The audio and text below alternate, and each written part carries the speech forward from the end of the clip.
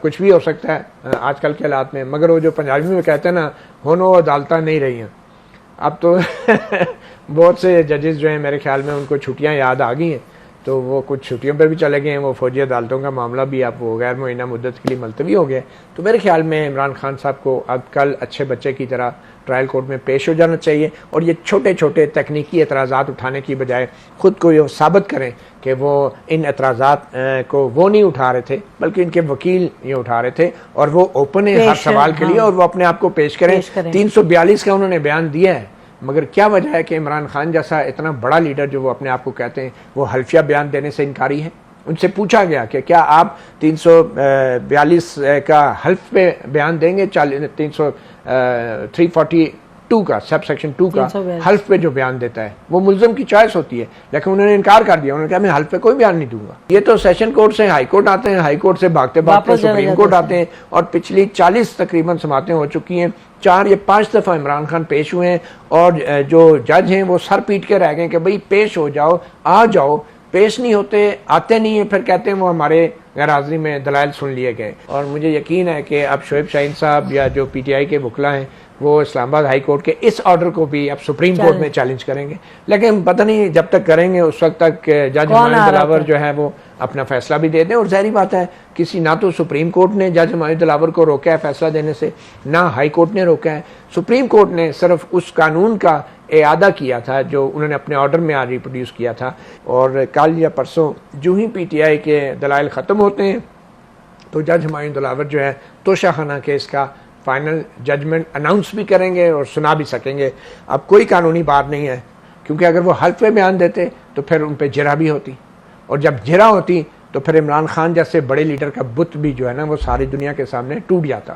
تو جہاں اتنے بڑے لیڈر ہیں، اتنی بڑی بڑی دعوے کرتے ہیں اور اخلاقیات کا معیار ریاست مدینہ کا پہنچاتے ہیں اور بار بار حضرت عمر فاروق کی مثال دیتے ہیں، تو کیا وجہ ہے کہ وہ حلفیہ بیان نہیں دیتے؟ کیا وجہ ہے کہ وہ جج کے سامنے پیش ہی نہیں ہوتے اور چھوٹے چھوٹے ٹیکنیکل ایشوز اٹھاتے ہیں کہ اس نے میرے خلاف پوسٹ لگا دی تھی، آپ ریکارڈ پہ لے آئیں؟ متی، آپ کو لگ رہا ہے کہ شعیب شاہین صاحب کی جو شکایات ہیں اس میں وزن ہے یا از دس مور پولیٹیکل؟ دیکھیں، شعیب شاہین صاحب کی جو شکایات ہیں اس میں جتنا بھی وزن تھا اس کو انصاف کے ترازو پہ ہائی کورٹ نے تول لیا ہے۔ اب وہ ترازو صحیح پکڑا تھا یا نہیں اس کا فیصلہ پھر فائنل ججمنٹ کے بعد ہوگا، اور یہ تمام چیزیں دوبارہ بھی اپیل کے مرحلے پہ ان کو ڈسکس کیا جا سکتا ہے اور آئیں گی، کیونکہ ہائی کورٹ نے ابھی تک جورسڈکشن کا فیصلہ خود نہیں کیا، انہوں نے ٹرائل کورٹ کو بھیجا ہے۔ اب یہ وقت ضائع کرنا ہوتا کہ وہ ٹرائل کورٹ کو کہتے ہیں کہ پہلے جورسڈکشن طے کرو، اور پھر صرف جورسڈکشن کے اوپر پی ٹی آئی پھر ہائی کورٹ میں آ جاتی، اور پھر ہائی کورٹ جو ہے فیصلہ دیتی پھر، اور اصل کیس ادھر ہی پڑا رہتا۔ تو اب کی بار یہ بہت اچھا اور درست فیصلہ ہے ہائی کورٹ کی طرف سے کہ بار بار ٹیکنیکل ایشوز اٹھائے جا رہے ہیں، تو اب جو بھی ٹیکنیکل سوال ہیں ان کے جواب فائنل ججمنٹ میں دیں، جس میں جو توشہ خانہ کا مین کیس ہے وہ ڈیسائیڈ ہو جائے، اور اس کے اندر بھی یہ تمام اعتراضات کا جواب دے دیا جائے۔ اور میں سمجھتا ہوں کہ شعیب شاہین اور عمران خان اور یہ ان کے جو وکلا ہیں یہ تو بڑے خوش قسمت ہیں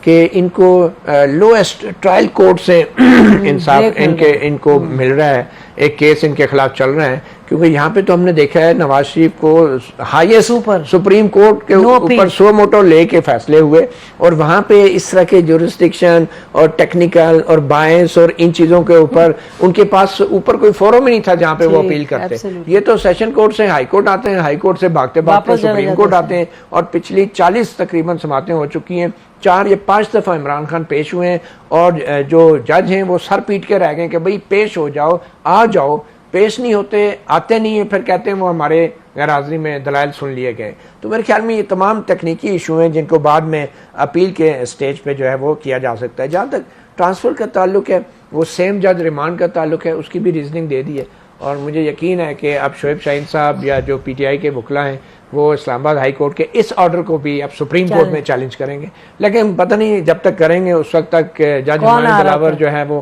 اپنا فیصلہ بھی دے دیں، اور ظاہری بات ہے کسی نہ تو سپریم کورٹ نے جج ہمایوں دلاور کو روکا ہے فیصلہ دینے سے، نہ ہائی کورٹ نے روکا ہے، سپریم کورٹ نے صرف اس قانون کا اعادہ کیا تھا جو انہوں نے اپنے آرڈر میں آج ریپروڈیوس کیا تھا کہ جب ٹرائل کورٹ کے جورسڈکشن جب وہ ٹرانسفر کا جو میٹر ہوتا ہے، ٹرائل کورٹ کے جج کے خلاف جب کوئی ٹرانسفر کے لیے اپلیکیشن آ جاتی ہے ہائی کورٹ میں، تو جب تک وہ ٹرانسفر کا میٹر ڈیسائیڈ نہ ہو تو وہ جو ٹرائل کورٹ کا جج ہے وہ فیصلہ اناؤنس نہیں کر سکتا. لفظ اناؤنس ہے, یہ نہیں ہے کہ وہ دلائل بھی نہیں سنے گا اور دلائل میں جانا ہی نہیں چاہیے, ملزم کو بائیکاٹ کر دینا چاہیے اور پھر ٹائم مانگتے رہنا چاہیے. یہ نہیں, صرف اناؤنس کرنے سے روکا جاتا ہے وہ قواعد کے مطابق, وہ بھی صرف ٹرانسفر میٹرز میں, جورسڈکشن میٹرز میں نہیں.